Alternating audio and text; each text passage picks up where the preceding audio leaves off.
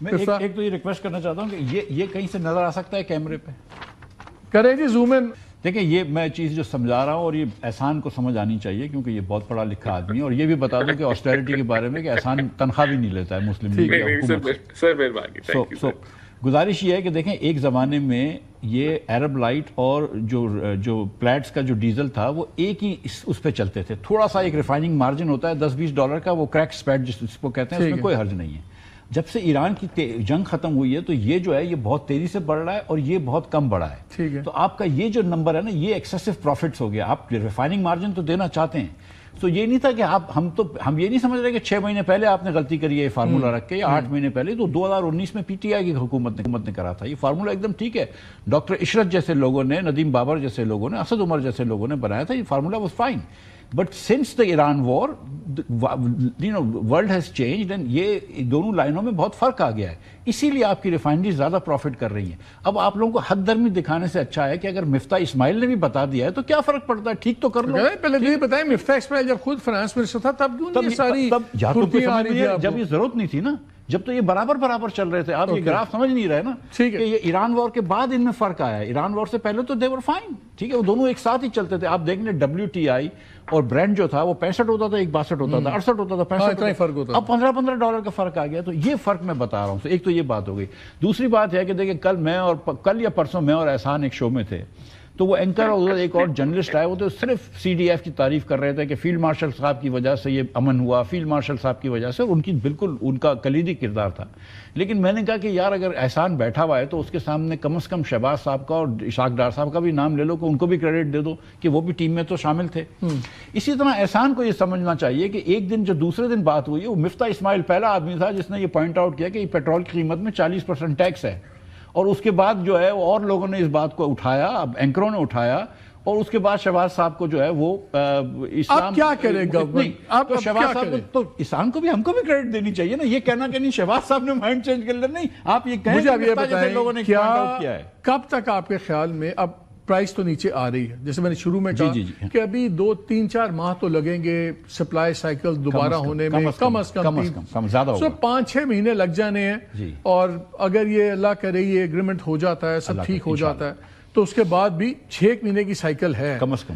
تو کیا اب گورنمنٹ کو کیا کرنا چاہیے کہ منیمائز کرے امپیکٹ, ہر چیز اس سے جڑی ہوئی ہے پیٹرول ڈیزل کی پرائسز سے. سر وہ میں کل پرسوں لاہور میں ایک یونیورسٹی میں تھا, مینجمنٹ اینڈ ٹیکنالوجی کی, تو ادھر ایک پروفیسر نے مجھے بتایا کہ جب بھی کوئی جنگ ہوتی ہے تو 3 ممالک افیکٹ ہوتے ہیں. 2 جن کے آپس میں جنگ ہو رہی تو تیسرا پاکستان, کیونکہ ہمارے پاس کوئی ریزرو نہیں تو ہماری قیمتیں بہت بڑھ جاتی ہیں.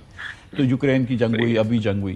اب مسئلہ یہ ہے کہ پاکستان میں دیکھیں اس وقت پیٹرول اور ڈیزل جب مہنگا ہوا تو آپ کا انفلیشن آئے گا. آلریڈی تھوڑا سا آیا ہے, لوگ کچھ پہ وہ کر رہے ہیں لیکن تھوڑا آیا ہے. اب انفلیشن آئے گا اور ہم IMF کے پروگرام میں ہیں, تو پروبیبلی اسٹیٹ بینک پہ ایک فورس ہوگا کہ آپ انٹرسٹ ریٹس بھی بڑھائیں, اور انٹرسٹ ریٹس بھی بڑھیں گے تو معیشت اور مزید سلو ہوگی. آپ کو 3-4 سال میں گروتھ تو آئی نہیں ہے, مزید سلو ہوگی.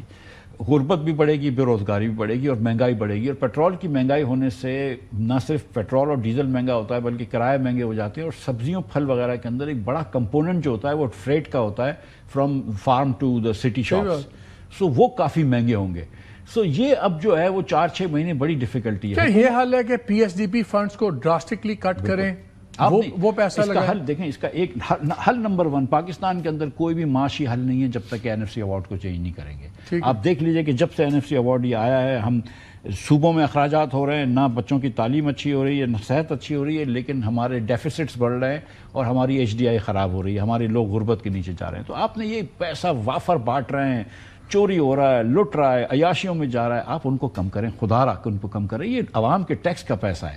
دودھ خریدتا ہے نا کوئی, تو آپ 18% ٹیکس لیتے ہیں. بچوں کا دودھ خریدتا ہے کوئی, ڈائپر خریدتا ہے, آپ 18% ٹیکس لیتے ہیں, اور پھر اس کے بعد آپ ہوائی جہاز اڑا رہے ہیں. تو تھوڑا سا رحم ہونا چاہیے, ٹھیک ہے.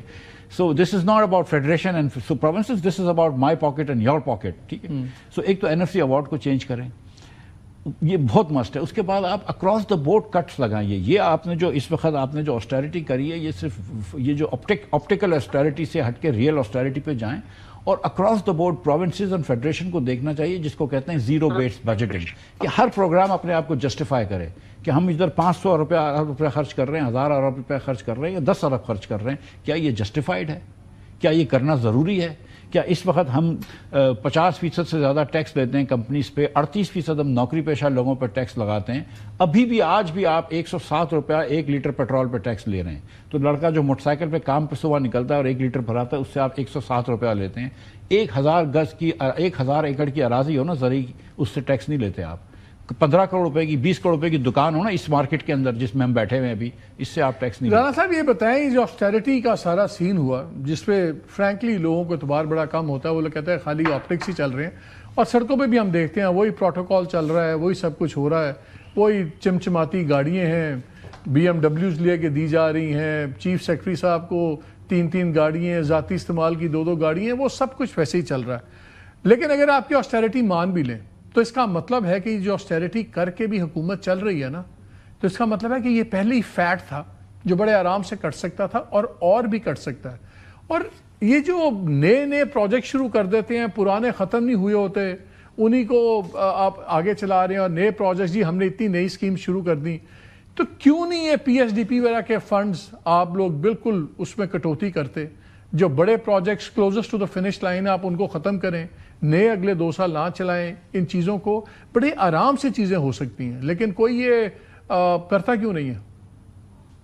دیکھیں، ایک تو میں حکومت کیا کر رہی ہے، ایک تو 2 دن بعد بلکہ کل جمعہ ہے، کل چیزیں فائنلائز ہو جائیں گی اور عوام کو انشاءاللہ خوشخبری ملے گی، تو یہ جو پیٹرول کی قیمتیں بڑی ہیں اس کا ریورسل شروع ہو جائے گا۔ اور ہم اب ہم نے جس طرح کہا تھا کہ جتنی جلدی یہ بڑی ہیں، جب اگر عالمی منڈی میں کم ہوئی تو اتنی جلدی یہ ٹرانسفر ہوں گی پرائسز، تو اس سے مہنگائی کے اندر کمی آئے گی۔ ہم نے دیکھیں یہ 1 ہفتہ ہوا ہے یا جب بھی یہ قیمتیں بڑھی ہیں اس کے کچھ، تو ہم نے اس سے پہلے تو انسولیٹ کرنے کی مکمل کوشش کی۔ جو آپ بات کر رہے ہیں PSDPs اور ADB کی، دیکھیں میں اس چیز پہ میں پہلے بھی آپ کے پروگرام پہ میں سمجھتا ہوں کہ یہ جو $13 بلین یا 3800 ارب روپیہ جو سارے 4 صوبوں کی ADBs اور PSDPs ہم خرچ تو کرتے ہیں، لیکن اس کا آؤٹ پٹ کیا ہے، پے بیک کیا ہے، یہ نیشنل پرائرٹی کے مطابق خرچ ہوتا ہے نہیں ہوتا، جن چیزوں کی اس کے اوپر ضرور بات چیت ہونی چاہیے۔ اور میں نے اس پوائنٹ کو انڈورس کیا ہے، جب اگر مفتاح صاحب نے بھی کیا، اور انڈیپینڈنٹ ٹی وی بھی اس کو ہمیشہ کہتا ہوں کہ اس چیز کو ہمیں ریویو کرنا چاہیے ہے، کیونکہ پیسہ خرچ ہو رہا ہے لیکن کتنا وہ فعال طریقے سے ملک کی ڈیولپمنٹ کو یا ملک کی ترقی کو جو ہے وہ سپورٹ کر رہا ہے۔ یہ جو فنڈامنٹل پرابلمز ہیں ہمارے، کہ ہماری جو ایکسپورٹ ہے وہ نہیں بڑھ رہی، اس کو کس حد تک وہ جو ہے وہ فیسیلیٹیٹ کرتا ہے یا نہیں کرتا ہے، کیونکہ اگر ہماری ایکسپورٹ نہیں بڑھے گی تو ہم اسی رٹ چلیں، یہ تو آپ کی رائے نا، آپ کی تو یور ینگ آئے، آپ کی تو ذاتی رائے ہے نا